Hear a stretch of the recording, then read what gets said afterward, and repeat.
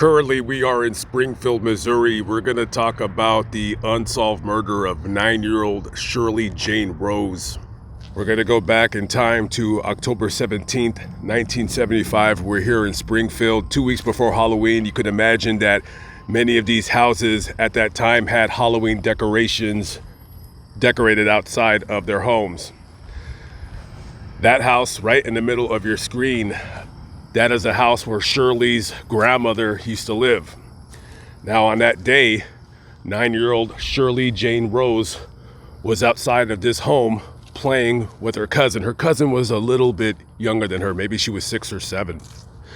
So they're outside playing, and her cousin asked Shirley if she could spend the night. And I'm sure she called her mother to ask her, and she said, okay, that's fine. Now, she would have to go home. She lived about 7/10 of a mile away from here. So she would go home to get an overnight bag and then come back here to spend the night. So Shirley would have walked right down this street, right where I'm at, and then walk about 1 block to that stop sign. That's Grand. After coming down this block, she would have got to the intersection of Grand Street and West right here. She would have hung a right and went down this street right here. Now there's, of course, a couple different ways that she would have took to get to her house. So I'm not exactly sure what shortcut she would have took, but she probably could have just hung a left on Clinton right there or another street. So she would have made a left and a right and then a left onto Scenic.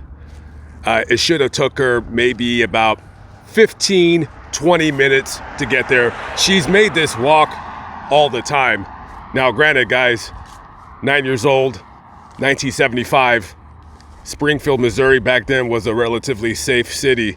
So her mother and her grandmother would have never thought a second about anything happening to her, because she's made this walk lots of times before by herself without any issue.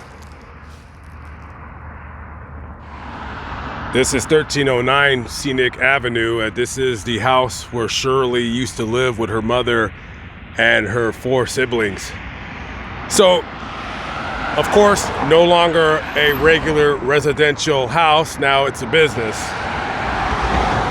So Shirley was supposed to come down this road right here and get her bag and then turn around and go back to her grandmother's house. But she never made it to this location. Now, mind you, when she left her grandmother's house, daylight savings still hadn't started yet, so the sun was still up. But her mother would have called the police when she didn't get home by 7:30, and it had already got dark. So now you have the Springfield, Missouri Police Department looking for this girl, and they're combing the entire neighborhood from here over to where her grandmother used to live. When Shirley didn't turn up that night, investigators came back to Shirley's grandmother's house over here on West Avenue, and they brought out a dog, hoping that he would be able to track Shirley's scent. Now, the dog came back to West Avenue right here and made a right onto Grand Avenue. And as the dog is tracking her scent, he makes a left onto Clifton. That would be a shortcut that if you were a kid, you would just take, instead of taking the long way where you would walk past Clifton and then hang a left on Scenic. So the dog tracked her scent right up to her house, about 150 feet away. Now, you had a lot of people who claimed they had possibly seen her. There was a couple accounts of her stopping by somebody that was driving a pickup truck, possibly a blue pickup truck, and that's about it. And for the next 2 months, this little girl would be missing. until a couple of trappers up by Lake McDaniel made a very horrifying discovery. We're about 8 miles away from where Shirley was last seen. So we're gonna go to December 13th, 1975, 2 months later after her disappearance. A couple of men out here were checking their traps and they came upon a horrific scene. It was a decomposing body of what they can see to be a person, and that person was very young. So they run off to the nearest phone and called the police. And when the police came out here and seen the body, they couldn't recognize the body, of course, because it had already been in the elements for 2 months at that point. But what they could see was that the body had some clothing around its neck, indicating possibly that's how they were killed, was via strangulation.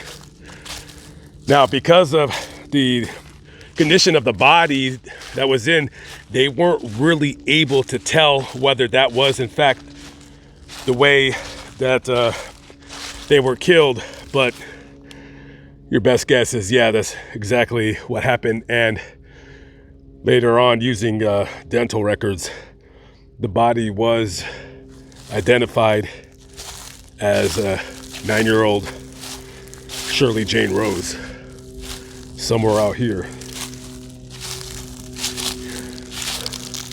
Coincidentally enough, about a year after Shirley's body was found here, another set of human remains were found here on November 28th, 1976.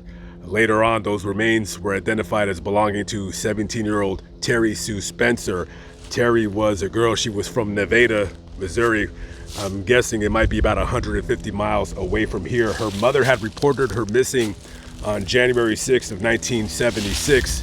Now, the last time that anybody seen her alive was around March 14th of that year, 1976. A local taxi driver here in Springfield had picked up Terry from the Springfield airport and had dropped her off at a house over on the 400 block of North Main Street. She was telling the taxi driver in conversation that the person that was supposed to pick her up from the airport did a no-show. He drops her off, and the people whose house she was dropped off at said that she had walked to a payphone to call the guy that was supposed to pick her up. Now, I don't know if that guy's name was ever known or if he was ever found, but that is the last known time that anybody's seen her alive. And then, of course, you fast forward from that point about 9 months later, and her remains were found in this area. And of course, they're probably not going to be sure how she was killed too. She's buried in Nevada, and in a future video I will be going down there, try to do a little bit of a more in-depth video about her disappearance and subsequent murder. You know, a lot of these crimes, a lot of these murders, there's just no information readily available about who might be responsible or who might be the culprit. And of course, in both situations, you have people who are interviewed and you have people who are probably, you know, the police are looking at as suspects, if anything. However, they just don't have enough information to make that arrest.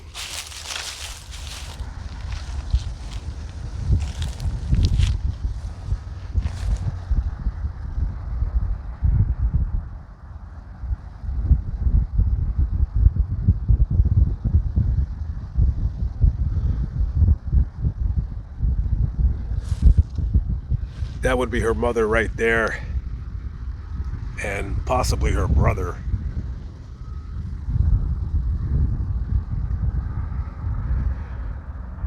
piece of filth that did this to her. He did leave his DNA behind, but in the almost 50 years since her murder, they haven't got a hit. So that means he didn't get arrested for any kind of felony crime, and no family members have ever submitted their DNA for any kind of a genealogy check. And more than likely, after 50 years,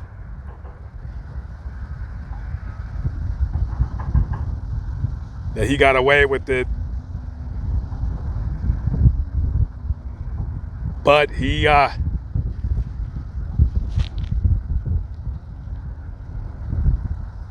didn't really get away with it. Let's just say that. He really didn't get away with it. You might have avoided the law, but there's a higher power. And you're not going to be able to avoid their law.